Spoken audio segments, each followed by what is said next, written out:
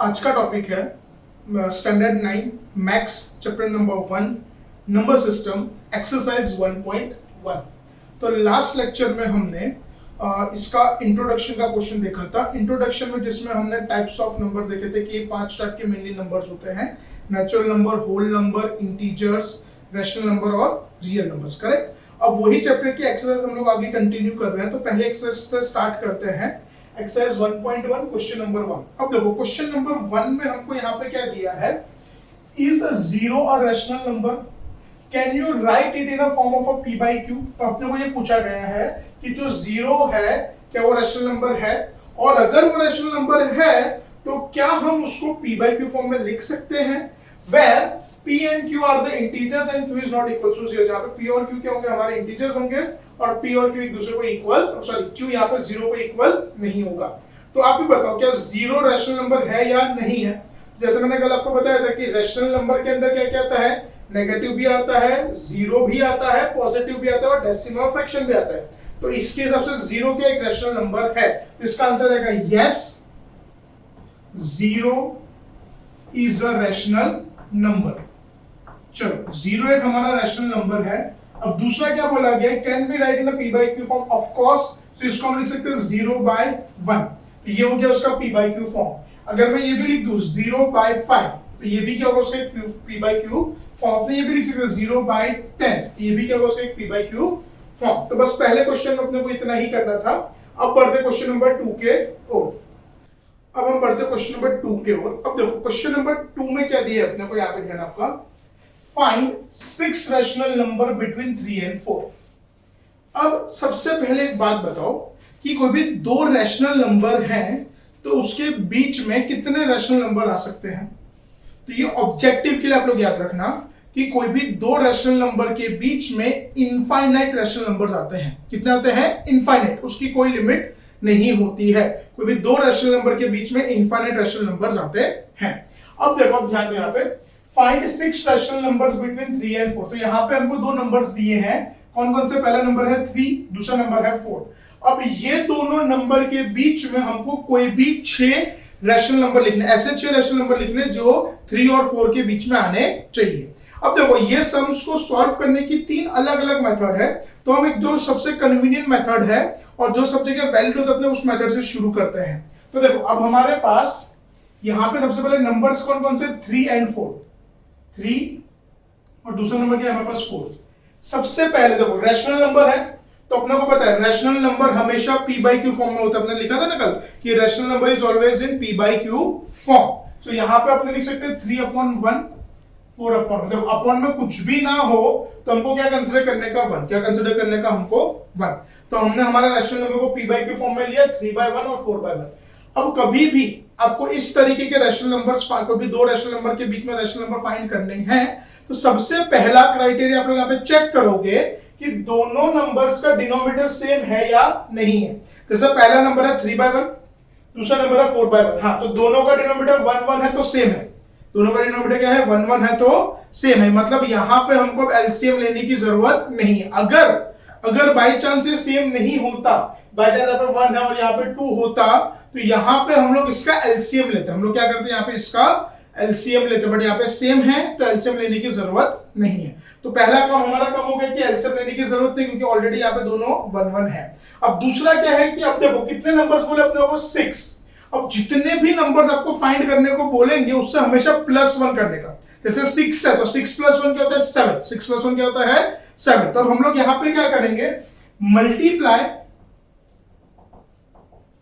And divide both the numbers by 7। 7 क्यों लिया, क्योंकि अपने को 6 नंबर्स चाहिए थे तो उससे हमेशा +1। अगर फॉर एग्जांपल आपको यहाँ पे 10 नंबर्स बोलो तो आप किससे करते हैं, 11 से मल्टीप्लाई, 11 से डिवाइड। अगर आपको फॉर एग्जांपल 20 बोलो तो आप क्या करते हैं, 21 से मल्टीप्लाई, 21 से। जितने भी नंबर आपको बोले हैं उससे हमेशा एक +1 आपको लेने का। तो हमको 6 बोले तो हमने 7 से प्लस क्या लिया, 7 से मल्टीप्लाई, 7 से डिवाइड दोनों नंबर को। तो पहला नंबर है 3/1 multiply by 7 and divide by 7। दूसरा नंबर है 4/1 multiply by 7 and divide by 7। अब देखो मल्टीप्लाई का एक सिंपल सा रूल होता है, दैट इज 3 सिंपल सा रूल है, वो क्या होता है, ऊपर का ऊपर नीचे का नीचे, मतलब ये दोनों के न्यूमरेटर आपस में मल्टीप्लाई होंगे, ये दोनों के डिनोमिनेटर सेम, ये दोनों यहाँ पे दोनों न्यूमरेटर मल्टीप्लाई, दोनों डिनोमिनेटर, तो सिंपल सा 3 7 जा 21, 7 1 जा 7, दूसरा क्या है 4 7 जा 28, 3 1 7 जा 7। अब यहां पे 21 और 28 के बीच में मैं 6 नंबर काउंट कर सकता हूं कि नहीं कर सकता? 21 और 28 के बीच में 6 नंबर मिलेंगे कि नहीं मिलेंगे? कौन कौन से? 22, 23, 24, 25, 26, 27। सो फिर आपको लिखने का, so 6 rational numbers between 3 and 4 are क्या है? 22/7, 23/7, 24/7, 25/7, 26/7 एंड 27/7। तो ये हमारे 6 रेशनल नंबर आ गए 3 और 4 के बीच में, 22/7, 23/7, 24/7, 25/7, 26/7, 27/7। तो यहां पे हमारा सेकंड सम कंप्लीट होता है। अब थर्ड सम पे आ जाओ जरा। सेम टाइप का क्वेश्चन है, क्या बोला गया है? Find 5 rational numbers between 3/5 and 4/5। Same वही टाइप का है। इस बार नंबर्स क्या है हमारे पास? 3/5 पहला नंबर है, दूसरा नंबर है 4/5। अब सबसे पहले चेक करो क्या number p by q form में है। हाँ, इस बार पहले से ही हमको नंबर यहाँ पे p by q फॉर्म में दिया गया है। पहला है 3/5, दूसरा है 4/5। अब p by q फॉर्म में है। अब उसके बाद दूसरी चीज क्या चेक करेंगे हम लोग यहाँ पे कि ये जो नंबर है उसके डिनोमिनेटर सेम है कि नहीं है।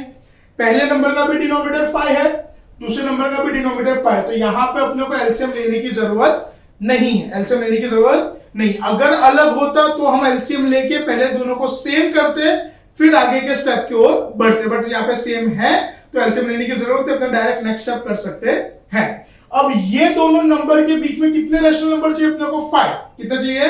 5। तो अब अपने यहाँ पे देखो, मैं जैसे बताया था जितने भी चाहिए उससे हमेशा +1। 5 नंबर चाहिए तो +1, तो कितना होगा? 6 होगा। तो यहां पे हम लोग क्या करेंगे? Multiply and divide both the numbers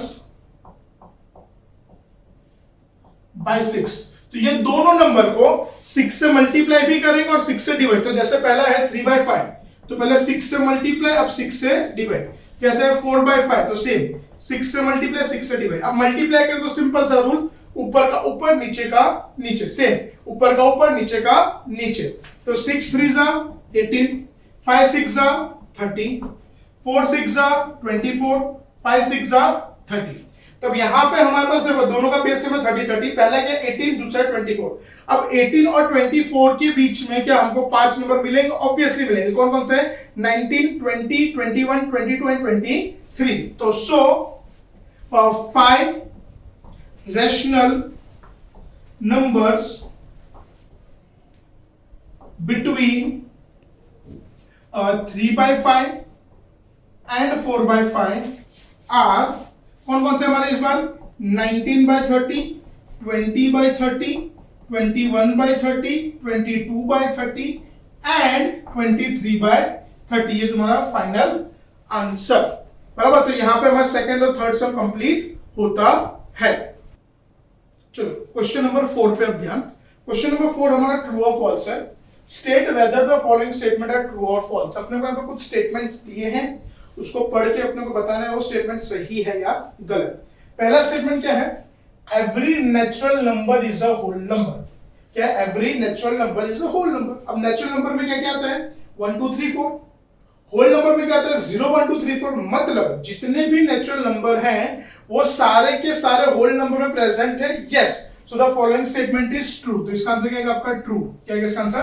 true. Second, every integer is a whole number. अब इंटीजर्स में क्या क्या आता है? नेगेटिव आता है, जीरो आता है, पॉजिटिव आता है। और होल नंबर में खाली जीरो और पॉजिटिव आता है। तो क्या होल नंबर में नेगेटिव नंबर्स आ रहे हैं? नहीं आ रहे। मतलब each and every integer whole number के अंदर प्रेजेंट नहीं है। So this statement is false. तो इसमें क्या आएगा? फॉल्स।